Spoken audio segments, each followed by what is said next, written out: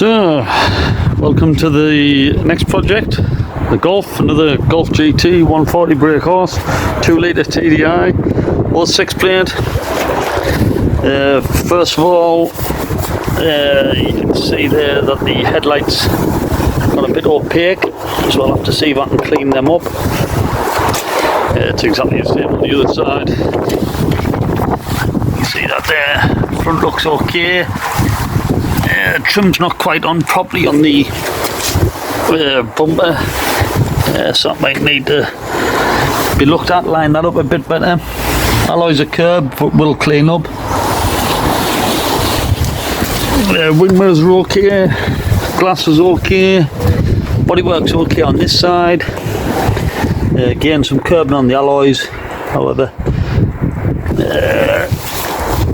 it is what it is. It'll just have to be cleaned. Tyres are good. Tyres. Condensation in the light there. Not a great issue. Got a tow bar fitted. I'll probably remove that. However, the bottom part of the bumper has been cut. So it'll probably be best off just leaving that tow bar fitted. Back bumper looks okay. Needs a new aerial. Round to this side, again curbing and flaking on the alloys themselves. They're not in great shape. Tyres are good though. Down to this side's looking okay. Sills are looking okay. Slight bit of rust on the front wheel archer, but again, nothing to write home about. Not going to be bothered doing anything with that. It's quite dull this, so it looks like it has been resprayed. It's probably had some filler in, possibly repairing some of this rust. Not sure, but it's definitely been resprayed on the front there. What else? A bit of bit hanging off here, bit air creased on the inside, so I think it's had some impact damage here, and this has been filled a bit and then resprayed. I'm not 100% sure. There's a small dint on there as well. So definitely this front left hand side has had some impact damage. Pads and discs look fine on the front.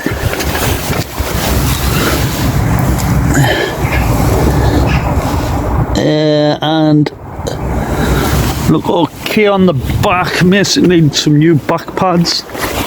A little bit low there. Some back pads. However, the front discs and pads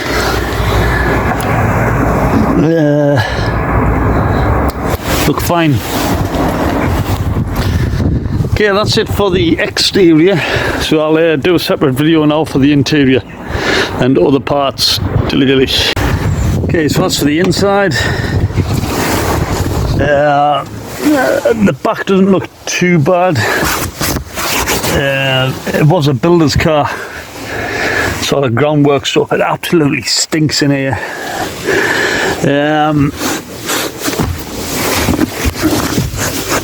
Floors are dry. So just a bit of a clean of the back, it's not too bad. In the front, it's a lot worse. So you can see, it's quite dirty on the inside there.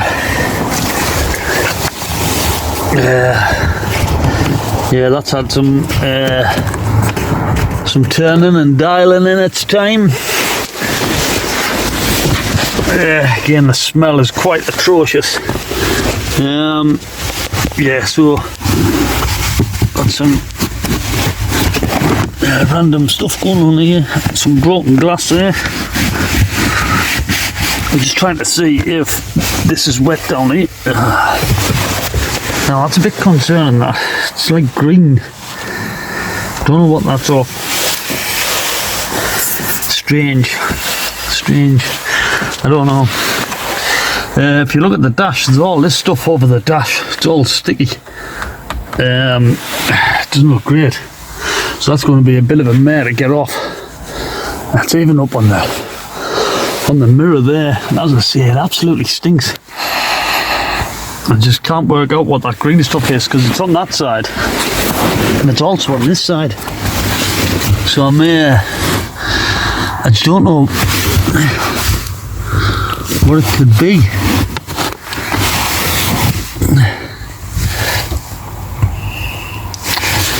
So I don't know. I suppose I'll have to find out.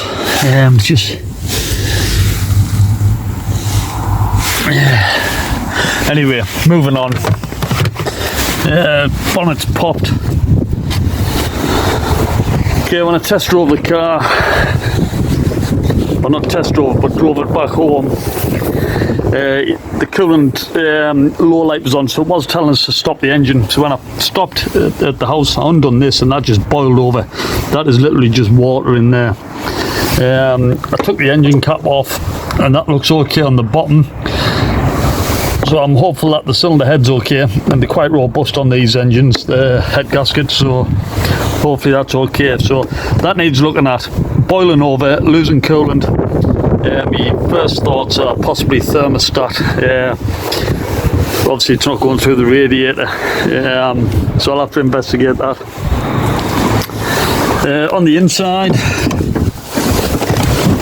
so if I start her up, starts up no problem at all. Okay, so on for the steering, which was one of the faults that I'd mentioned. The steering is stiff, slightly. Not as loose as it should be. It is showing we've got an airbag fault and also ABS problem, which again my guesstimate or presumption was there's a stop sign coming on for the coolant. Yeah, there'd be a problem with the ABS, I was thinking, and that's why the steering's stiff, because it needs to calibrate. However, the steering light isn't on. Doesn't mean to say that that's not the problem, it just means that the steering light hasn't come on. So I'll have to plug in VCDS and read all the fault codes and see what's up and work through everything methodically. So that'll be my first port of call now. It's booked in for MOT on Friday, so I'm going to plug it into VCDS, do a scan, see what that reveals. Definitely need to sort this ABS problem out first. Coolant problem won't prevent that from going through MOT, so that should be okay. So it's just basically ABS light off. And also, if hopefully there's a fault code in there saying that the steering hasn't been calibrated, although it's not showing the light for that.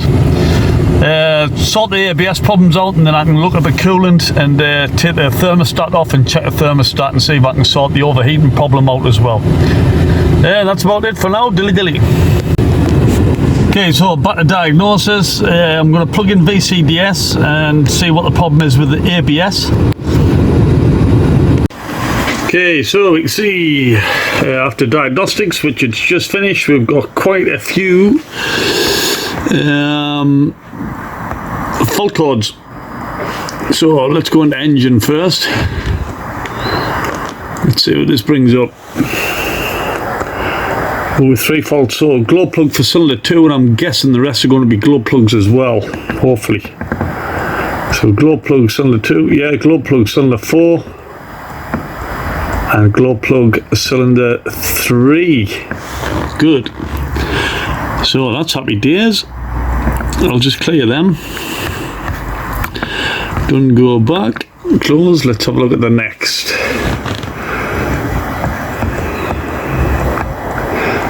So glow plugs to change up to now. ABS brakes.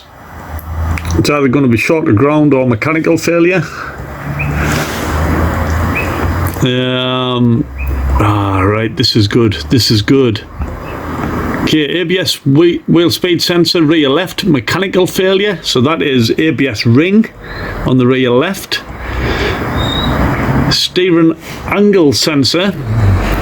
That's the one I was looking for. That's because the ABS is not working. That's why the steering angle sensor is not correct.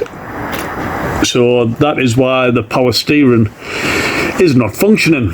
So it doesn't need a new power steering pump, because as we knew it didn't have one. and it doesn't need a new rack, it just needs the ABS sorting out, so that's good. So I'll just clear that fault code anyway. Let's see what else we got. So we're looking good up to now. The HVAC, I'm guessing this will be a high pressure sensor, or could be, there we go, yeah, refrigerant pressure, so low limit exceeded. So it's got no pressure in the aircon. Was the army coming out in us there. Airbags, let's see what this problem is. It has got the airbag light on. Side airbag igniter, airbag igniter driver's side, side airbag igniter passenger side, mill on. Okay, not sure, I'll have to investigate them. It could be the wires, again inside. I haven't got my flash on, but the same problem that we had with the Golf Plus. Yeah, with the wires cutting on the inside, which could mean the passenger side one is needing the same. So again, that might be an easy fix, easy-ish. I'll just clear the fault codes anyway. Yeah, where are we at? No. Okay, this is going to be the steering wheel, so that's going to be the sensor, the G85 adaptation. Oh, hold on, cruise control switch defective. But that's interesting because it doesn't have cruise control. So unless it did have it and somebody's took it out, I'm not sure. I'll just erase that. I was expecting that. Steering assist, sorry. This is the one where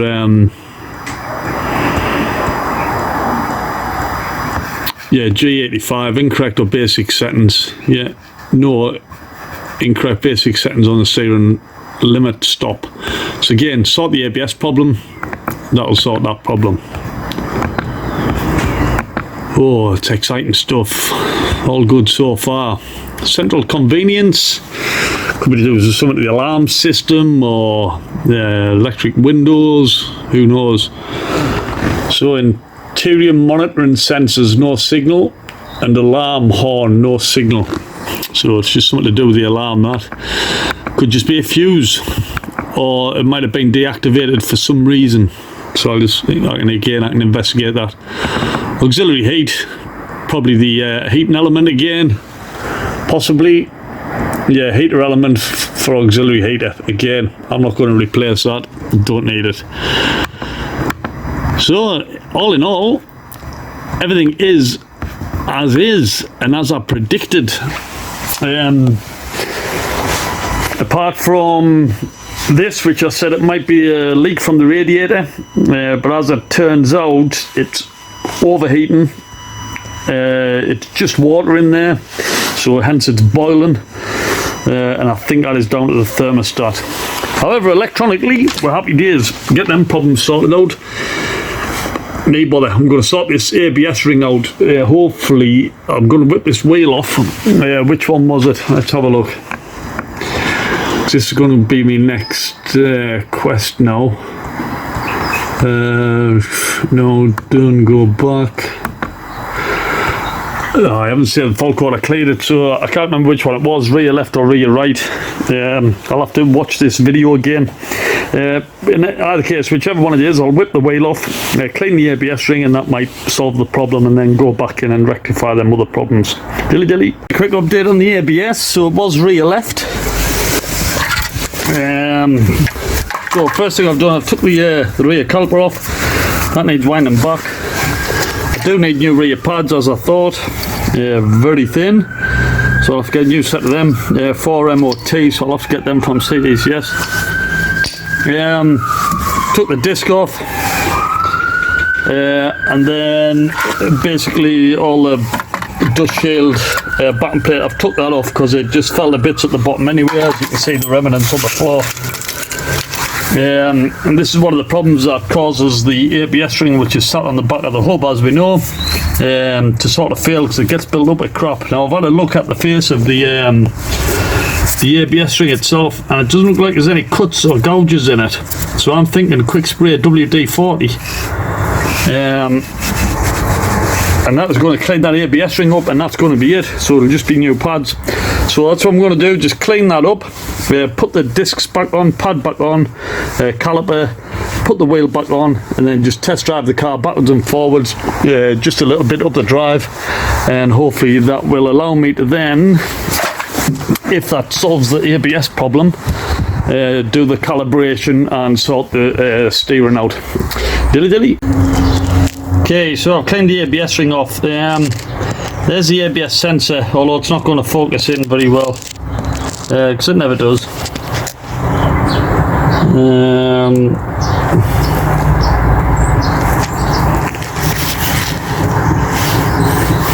There we go. So the ABS sensor, you can see it's actually touching up against the ring, and you can see the bits of rubber from the ABS ring, and it's actually making contact with the sensor, which it shouldn't. It should be a slight gap. I mean, you can see all that there, that's all knackered. So that's not going to solve the problem. It is going to need a new ABS ring, but as I know from experience, I can get a whole new hub with the ABS ring on for about 14 quid. So it's a no-brainer. You just change the whole hub with a new ABS ring, and that's it sorted. The pain in the butt is getting that out. You've got to heat that up to death, just to heat it up and get the Araldite off, or the Loctite. So yeah, that's it. I'll have to order a new one of them and some new brake pads, and that will solve that problem. I am going to put it back together anyway, because I do have that coolant issue to sort out, so I need to get the car back out the garage for that. Okay, dilly dilly. Okay, so I've put the wheel back on, drove the car backwards and forwards, and the ABS light has gone off and stayed off. So who knows, cleaning that ABS ring, and even though it's contacting every now and then, may still be okay. So I'm now going to try and clear the fault codes and get the steering to operate as it should, i.e. steering assist, so it shouldn't be heavy. It should feel like power steering even though it's electric. So that's what I've got to calibrate: angle sensor and the steering limit stop. So first of all, if I come out of that, I go into coding on the steering and put in what's coding? 40168. Do it. Modules accepted the login, and I close that. Go into basic settings, and then I want to be on to group 060. Yeah, and then that first click on off. Yeah, and that one is now saying OK. Yeah, so I'm now in calibration mode. So now I've just got do a series of basically turns left and right of the steering wheel and drive the car backwards and forwards, and hopefully that'll recalibrate and take off them fault codes. We'll try that in a bit. Dilly dilly. Right, happy days. I've been shopping, so I've got myself some the expensive days, the Bosch ones, like Brit needs them, and they just if you're ever getting window wipers, don't get anything else but Bosch. You get what you pay for. Yeah, safety, vision. I know this is a car I'm selling on, but I'd still put Bosch wipers on. They're perfect fit as well. They're just fantastic. Brake pads, 12 quid. Happy days. So what it's cost us up to now is 36 quid. Obviously we had the VAT and that. 30 quid for the bits, 10 quid for brake pads, 20 quid for wipers, 6 quid VAT. There we go. 36, not bad. MOT to Friday. Hoo hoo hoo. Dilly dilly.